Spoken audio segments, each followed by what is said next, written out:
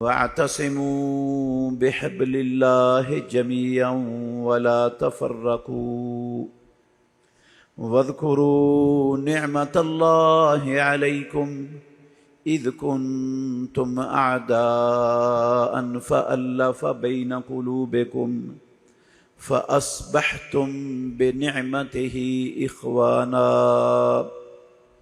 وكنتم على شفا حفرة من النار فأنقذكم منها كذلك يبين الله لكم آياته لعلكم تهتدون۔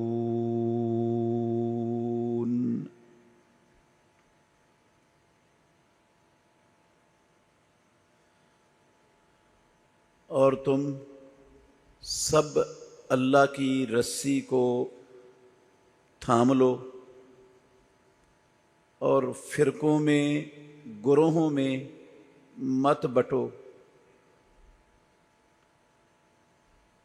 اور اللہ کی نعمت کو یاد کرو جو تم پر ہوئی کہ تم دشمن تھے، اس نے تمہارے دلوں میں محبت اور الفت پیدا کر دی اور تم اس کی نعمت سے بھائی بھائی بن گئے، اور تم آگ کے گڑھے کے کنارے پر تھے، اللہ نے تمہیں اس میں گرنے سے بچا لیا۔ اسی طرح اللہ تمہارے لیے اپنی آیتوں کو بیان کرتا ہے تاکہ تم ہدایت پا جاؤ۔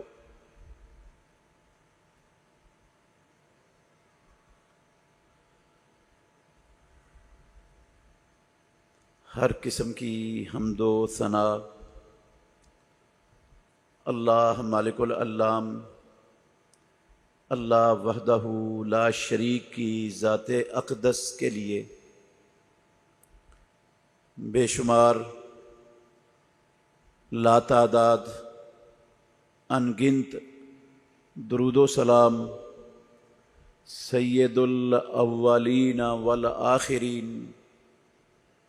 خاتم النبیین محمد الرسول اللہ صلی اللہ علیہ وآلہ وسلم کی ذات گرامی کے لیے۔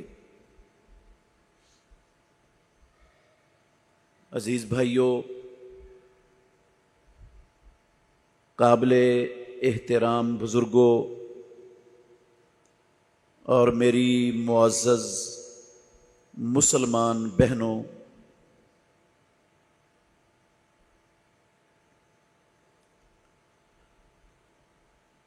دنیا میں بسنے والے 2 ارب کے لگ بھگ مسلمان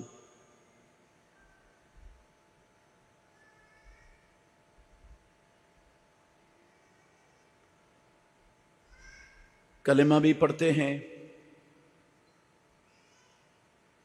اللہ رب العالمین کو اپنا رب بھی مانتے ہیں، محمد الرسول اللہ صلی اللہ علیہ وسلم کو اپنا نبی، اپنا مقتدی، پیشوا، رہنما تسلیم کرتے ہیں، قرآن مجید کو اللہ کی سچی اور پاک کلام مانتے ہیں، اور یہ بھی مانتے ہیں کہ قرآن مجید جیسے اللہ مالک الملک نے جبریل امین کے ذریعے محمد الرسول اللہ صلی اللہ علیہ وسلم پر اتارا، آپ صلی اللہ علیہ وسلم نے صحابہ رضوان اللہ علیہ مجمعین تک پہنچایا، ان سے لکھوایا۔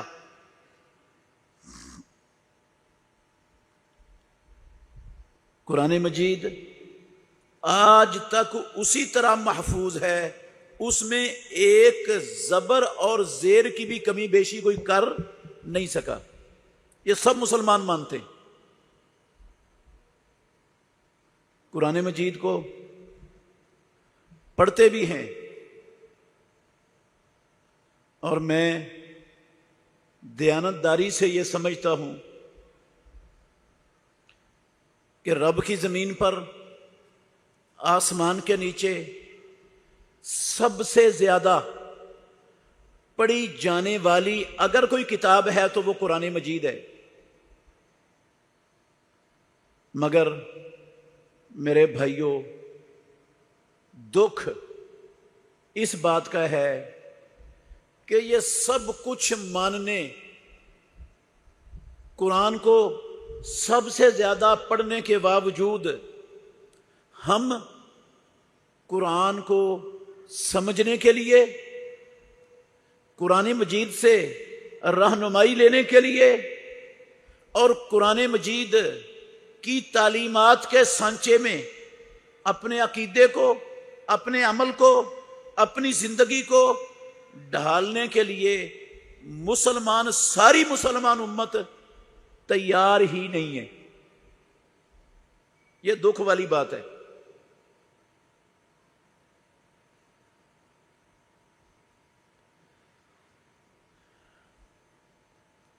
بارہ ربیع الاول کے حوالے سے میں نے 2-3 خطبات پہلے آپ کو دیے ہیں۔ اس میں میں نے اسلام کا معمولی سا تعارف کروایا تھا دلائل کے ساتھ۔ ایک خطبہ 12 ربیع الاول سے پہلے کا تھا اور ایک 12 ربیع الاول والا خطبہ تھا۔ ان دونوں خطبوں میں نے اور اس کے بعد والے خطبے میں بھی اسلام کا تھوڑا سا تعارف قرآن اور حدیث کے حوالوں سے کروایا تھا کہ اسلام کیا ہے۔ اگر کسی بھائی نے نہیں سنا تو وہ خطبے آپ کو نیٹ پر مل جائیں گے۔ ہمارے یہ مؤذن ڈاکٹر عبد الخالق صاحب کے پاس محفوظ ہوتے ہیں، ان سے بھی مل جائے گا خطبہ آپ کو۔ وہ سننے والے ہیں، سنتے بھی ہیں ہم، لیکن جو سننے والے ہیں وہ بہت تھوڑے لوگ ہیں۔ جو ان باتوں کو سننے والے ہیں وہ نہ ہونے کے برابر ہیں باقی مسلمانوں کی بنسبت۔ اکثریت تو جمعہ پڑھتے ہی نہیں، اور جو پڑھتے ہیں جمعہ، آتے ہیں جمعہ پڑھنے کے لیے، ان میں شاید وہ مسلمانوں میں جو جمعہ پڑھنے کے لیے آتے ہیں شاید وہ مسلمانوں میں 25-30% ہو، صرف 70% جمعہ پڑھنے بھی نہیں آتے۔ 70% جمعہ پڑھنے بھی نہیں آتے، مسلمانوں کی بات کر رہا ہوں، کافروں کی نہیں۔ اور جو 30% آتے ہیں جمعہ پڑھنے، ان میں صرف 10% ہوتے ہیں جو شروع میں آتے ہیں، باقی 20% کوئی 5 منٹ بعد آتا ہے، کوئی 10 منٹ بعد آتا ہے، کوئی جمعے کے خطبے کے ختم ہونے کے قریب آتا ہے۔ کوئی سنتا ہی نہیں۔ وہ کیا سنیں گے؟ وہ جو جمعے کے خطبے کے ختم ہونے کے قریب آئے گا کیا سمجھ آئے گی اسے؟ کیا پتا چلے گا؟ حالانکہ جمعے کے خطبے کا اجتماع میرے محترم بھائیوں ہفتے بعد ہوتا ہے، ہفتے بعد ہوتا ہے۔ یہ کوئی روزانہ خطاب نہیں ہوتا کہ بندہ روزانہ یہ خطبہ سن کے اکتا جائے اور اس کا آنے کو دل نہ چاہے۔ ہفتے بعد خطبہ ہوتا ہے،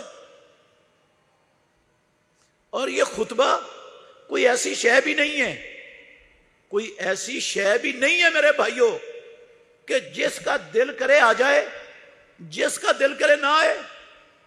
اگر آ جائے گا تو اسے ثواب ملے گا، نہیں آئے گا تو اس پر کوئی بوجھ، کوئی گناہ اور اس کی کوئی سرزنش پکڑ اللہ رب العالمین کے ہاں نہیں ہوگی۔ اللہ کی قسم ایسا معاملہ ہی نہیں ہے۔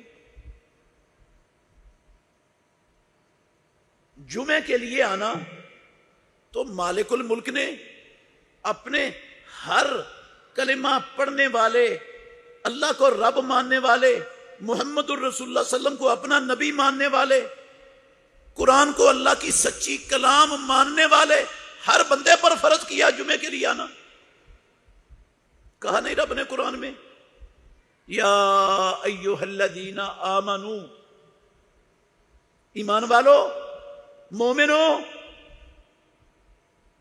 اذا نودی للصلاۃ من یوم الجمعۃ فاسعوا الی ذکر اللہ وذروا البیع ذالکم خیر لکم ان کنتم تعلمون۔ اے مومنو، ایمان والو، کلمہ پڑھنے والو، مومن مسلمان ہونے کے دعوے دارو، اذا نودی للصلاۃ من یوم الجمعہ، جب جمعے والے دن جمعے کے لیے اذان کہہ دی جائے، فسعوا الی ذکر اللہ، تو اپنی دنیاوی ساری کی ساری مصروفیات روک کر، ختم کر کے، چھوڑ کے اللہ رب العالمین کے ذکر خطبہ سننے کی طرف چلے آؤ۔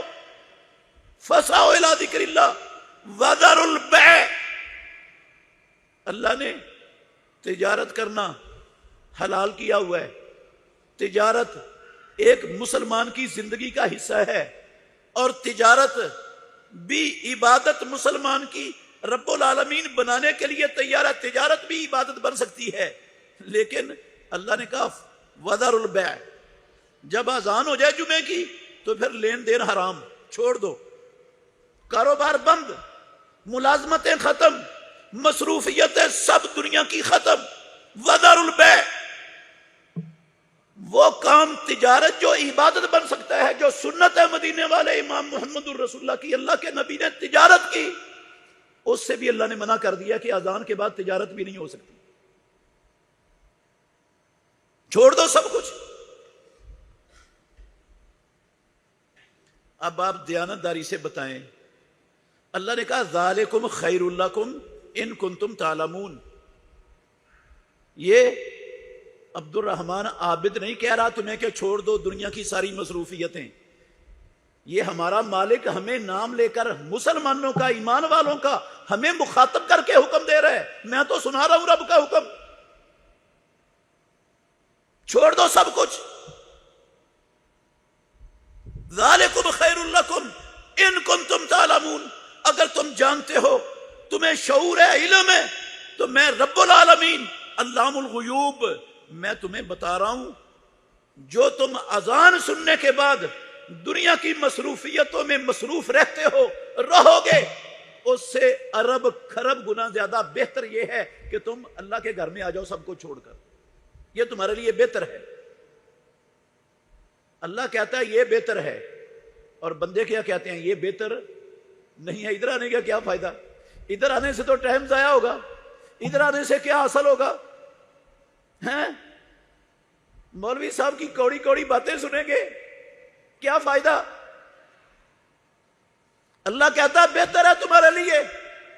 قسم ہے اللہ کی، 70% مسلمانوں کی آبادی کہتی ہے نہیں بہتر، اپنے عمل سے ثابت کرتی ہے نہیں بہتر، ہم جو کر رہے ہیں یہ بہتر ہے مسجد میں جانے سے۔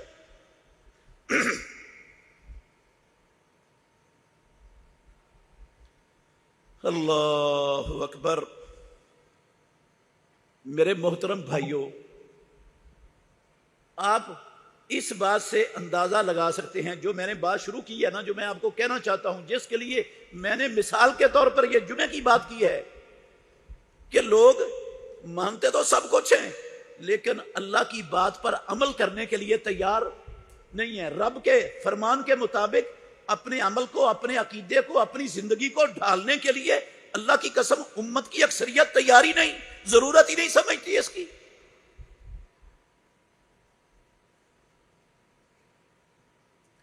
اب یہی دیکھ لیں جو آیت میں نے پڑھی ہے، 103 نمبر آیت ہے سورہ آل عمران کی، وَاعْتَصِمُوا بِحَبْلِ اللَّهِ جَمِيعًا وَلَا تَفَرَّقُوا۔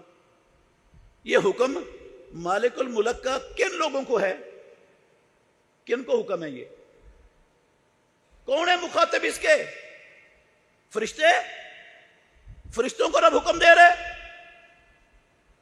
نہیں، یہ فرشتوں کو حکم نہیں ہے۔ اچھا، یہ حکم ہندوستان میں بسنے والے ہندوؤں کو ہے؟ اللہ کی قسم ہندوؤں کو بھی حکم نہیں ہے، یہ سکھوں کو بھی نہیں ہے، اسرائیل کے یہودیوں کو بھی نہیں ہے، دنیا کے صلیبیوں کو بھی نہیں ہے، روس کے کمیونسٹوں کو بھی رب کا یہ حکم نہیں ہے۔ کن کو حکم ہے یہ؟ کن کو حکم ہے؟ وَاعْتَصِمُوا بِحَبْلِ اللَّهِ جَمِيعًا وَلَا تَفَرَّقُوا۔ اس سے پچھلی آیت دیکھ لو کہاں سے شروع ہو رہی ہے، کن کو مخاطب کیا رب نے؟ یا ایھا الذین آمنوا اتقوا اللہ، یا ایھا الذین آمنوا اتقوا اللہ حق تقاتہ ولا تموتن الا وانتم مسلمون۔ او ایمان والو، او کلمہ پڑھنے والو، او اللہ کے بندو، اللہ کو رب ماننے والو، اللہ سے ڈر جاؤ، اس طرح ڈرو جس طرح ڈرنے کا حق ہے، اور تمہیں موت رب کی زمین پر اس حالت میں آئے کہ تم اللہ کی فرما برداری میں زندگی بسر کر رہے ہو۔ نافرمانی، بغاوت، سرکشی میں موت نہیں آنی چاہیے تمہیں۔ ڈر جاؤ اللہ سے، اطاعت والی زندگی میں اپنے آپ کو داخل کر دو۔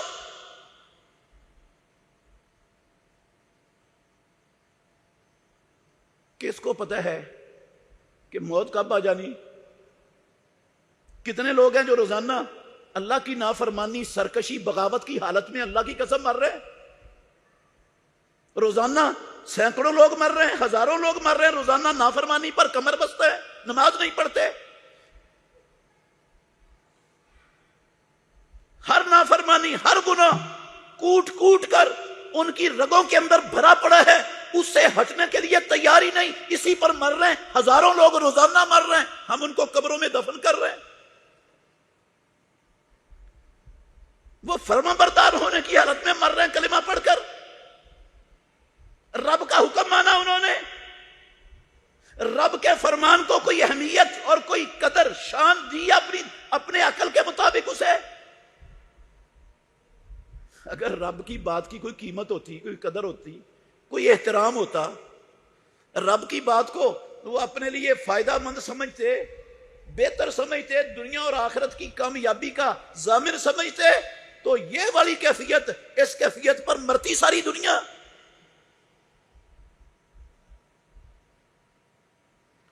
مطلب ہے خطاب ایمان والوں کو اللہ کر رہا ہے۔ پھر آگے اس آیت کو یہ کہہ کرنا وَلَا تَمُوتُنَّ إِلَّا وَأَنْتُمْ مُسْلِمُونَ، یہ کہہ کر اللہ نے کہا وَاعْتَصِمُوا بِحَبْلِ اللَّهِ جَمِيعًا وَلَا تَفَرَّقُوا، اللہ کی رسی کو مضبوطی سے تھام لو، فرقوں میں نہ بٹو، گروہ بندی کا شکار نہ ہو جاؤ، آپس میں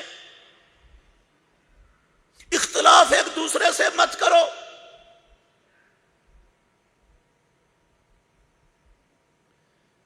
اللہ اکبر۔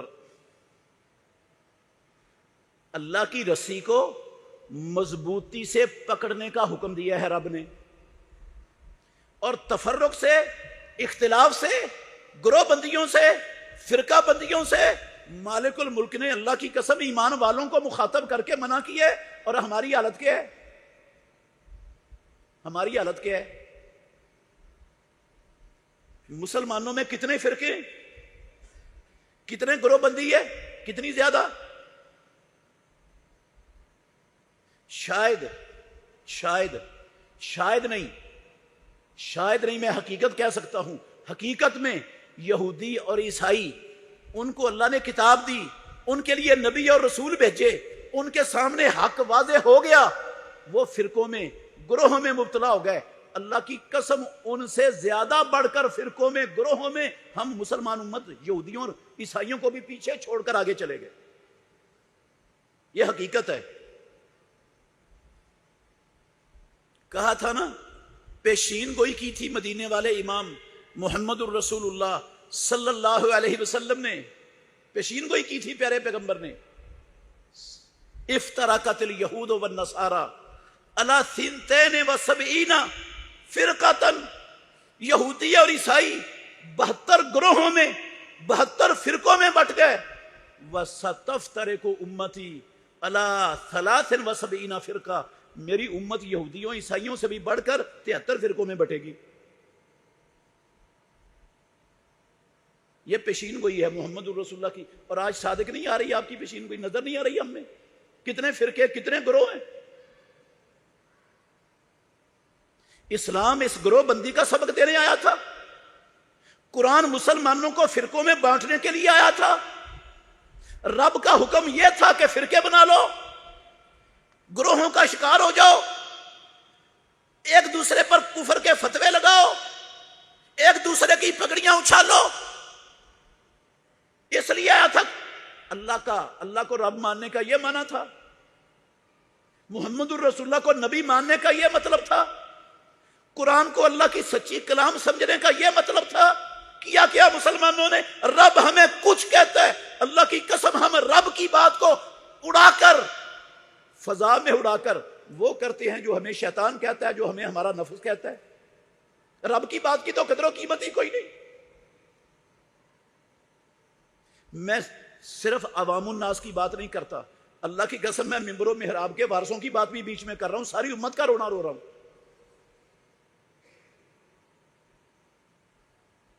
اگر امت تقسیم ہے تو مولویوں نے امت کو تقسیم کرنے میں، فرقوں میں، گروہوں میں بانٹنے میں کوئی کسر نہیں چھوڑی ہوئی.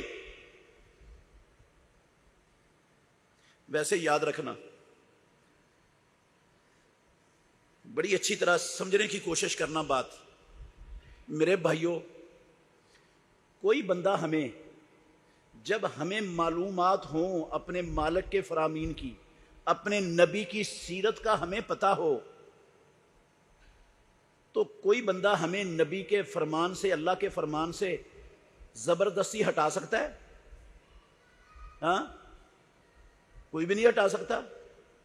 اگر ہم ہٹتے ہیں نا تو قصور مولوی کا کم ہے. اللہ کی قسم ہمارا زیادہ ہے، ہمارا زیادہ قصور ہے. قرآن اللہ نے صرف مولوی کے لیے نہیں اتارا تھا کہ مولوی کو قرآن سمجھنے کی ڈیوٹی ہے اور تمہاری آنکھوں پر پٹی باندھ کر مولوی کے پیچھے چلنے کی ضرورت ہے. یہ نئی ڈیوٹی دی تھی رب نے ہمیں اپنے بندوں کو.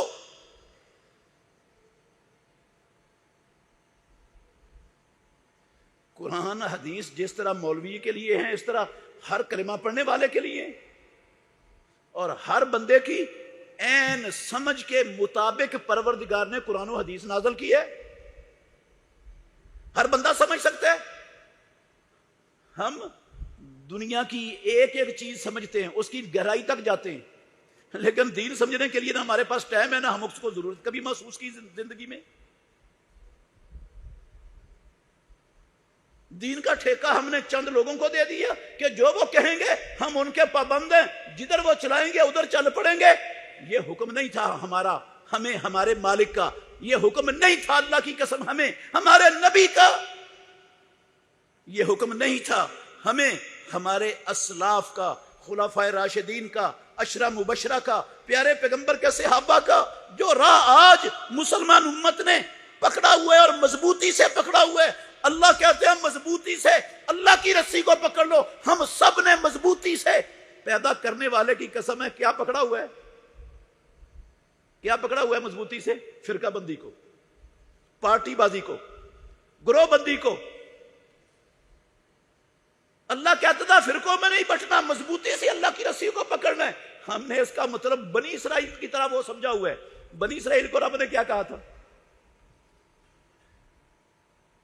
وَادْخُلُوا الْبَابَ وَقُولُوا حِطَّةٌ نَغْفِرْ لَكُمْ خَطَايَاكُمْ وَسَنَزِيدُ الْمُحْسِنِينَ. اللہ نے کہا یہ بستی میں داخل ہو جاؤ اور کہو حِطَّةٌ، یا اللہ ہمارے گناہ معاف کر دے، ہم معافی کے طلبگار ہیں، ہم سے غلطی ہو گئی، نافرمانی ہو گئی، ہم معافی چاہتے ہیں. یہ کہو، بستی میں داخل ہو جاؤ.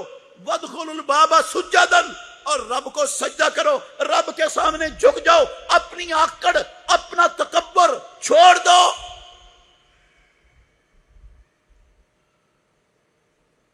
تم رب سے زیادہ سمجھدار نہیں ہو، رب سے زیادہ تم اپنے ہمدرد اور خیر خواہ نہیں ہو جتنا رب تمہارا ہمدرد اور خیر خواہ ہے. رب تمہارا برا نہیں چاہتا.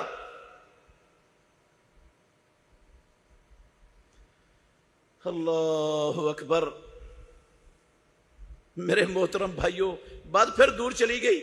میں جو بات آپ کو سمجھانے کی کوشش کر رہا ہوں، میں یہ کہہ رہا ہوں کہ مانتے ساری دنیا کے مسلمان سب کچھ ہیں، لیکن عملی طور پر اللہ کی قسم ایک بات کو بھی ماننے کے لیے تیار نہیں، رب کا ایک حکم اپنانے کے لیے تیار نہیں۔ صبح سے لے کر شام تک ساری زندگی اللہ اور اس کے رسول کے فرامین کو بکھیرتے ہوئے، اس کی توہین کرتے ہوئے، اس کے پرچے اڑاتے ہوئے، اس کی سرکشی مخالفت میں ہم دن رات بسر کرنے پر ڈٹے ہوئے ہیں، مسیرے ہیں۔ اور ایسے مسیرے کسی نصیحت کرنے والے کی نصیحت ہم پر اثر ہی نہیں کرتی، کسی چیز سے ہمارا دل نرم ہی نہیں ہوتا، کسی بات سے ہمیں اللہ اور اس کے رسول کی فرمان کی اہمیت وہ اپنے دل میں ہم اس کو جگہ دینے کے لیے تیار ہی نہیں ہوتے، ہم سمجھتے نہیں کہ یہ اہم چیز ہے۔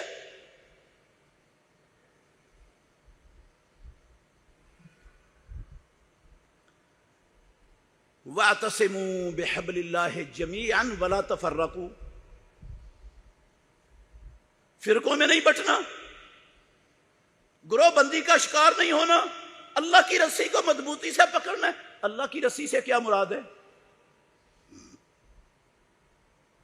اٹھاؤ تفسیر ابن کثیر، ابن جریر طبری، تفسیر قرطبی،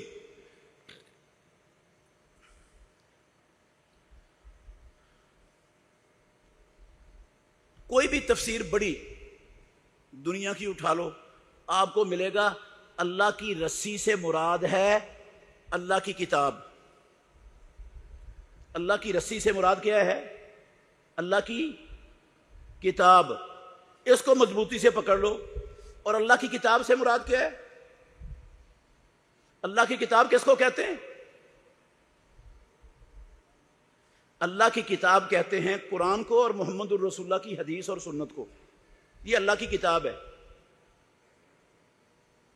اللہ کی کتاب صرف قرآن نہیں،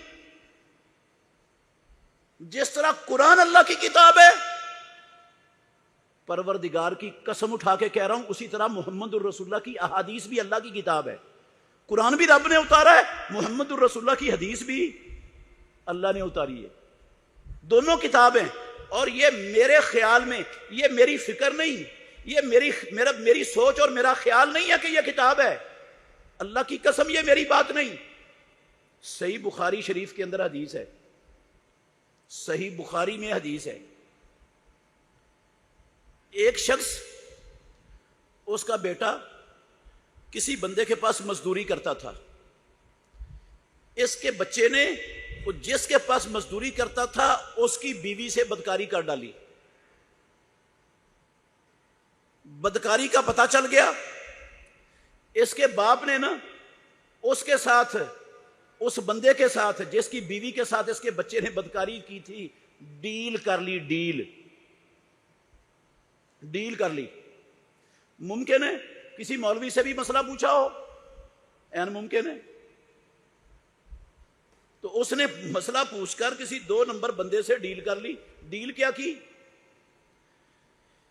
کہ میں 100 بکریاں، اس بدکاری کا جو جرم میرے بچے سے سرزد ہوا ہے، اس کے جرم کے بدلے میں 100 بکریاں تجھے دیتا ہوں اور 1 لونڈی تجھے دیتا ہوں، اور میرے بچے کو معاف کر دے، اس کو سزا نہیں کوئی ملنی چاہیے۔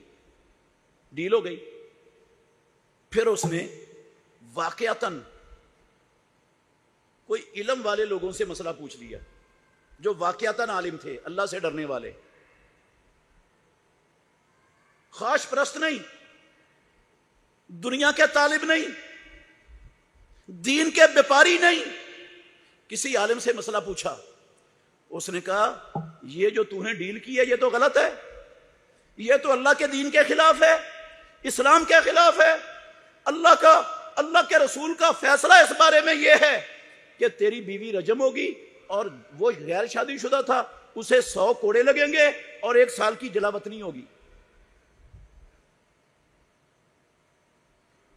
امام الانبیاء محمد الرسول اللہ صلی اللہ علیہ وسلم بھی موجود تھے۔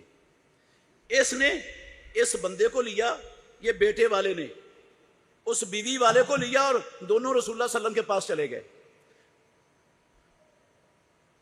دونوں کہتے ہیں اللہ کے نبی ہمارا فیصلہ کر دیجئے، ہمارا جھگڑا ہے، ہمارا معاملہ فیصلہ کر دیجئے ہمارا. وہ جو تھا نا لڑکے والا، بیٹے والا، وہ حدیث میں آتا ہے زیادہ سمجھدار تھا. اس نے کہا اللہ کے نبی بالکل آپ ہمارا فیصلہ اللہ کی کتاب سے کریں. کس سے کریں؟ کس سے کریں فیصلہ؟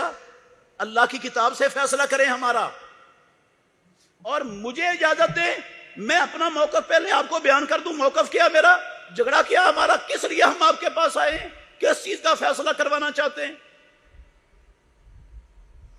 آپ صلی اللہ علیہ وسلم نے 2 باتیں کہی اس کے جواب میں. یہ بات سنانے کے لیے میں نے اس واقعہ کی طرف اشارہ کیا ہے. یہ صحیح بخاری کی حدیث ہے، یہ کوئی حکایت نہیں ہے، کوئی کہانی نہیں ہے جو میں آپ کو سنا رہا ہوں. اصح الکتب بعد کتاب اللہ، اللہ کی زمین پر آسمان کے نیچے امت محمد کی قرآن کے بعد سب سے صحیح ترین کتاب صحیح بخاری ہے. یہ صحیح بخاری شریف کی حدیث کا ترجمہ کر رہا ہوں. اس نے کہا اللہ کے نبی ہمارے درمیان کتاب اللہ سے فیصلہ کیجئے، کتاب اللہ سے فیصلہ کرنا، اور مجھے اجازت دے میں اپنا موقف بیان کر دوں. آپ صلی اللہ علیہ وسلم نے کہا مجھے قسم ہے اس ذات کی جس کے ہاتھ میں میری محمد کی جان ہے، میں تمہارے درمیان اللہ کی کتاب سے فیصلہ کروں گا. میں تمہارے درمیان کس سے فیصلہ کروں گا؟ اللہ کی کتاب سے.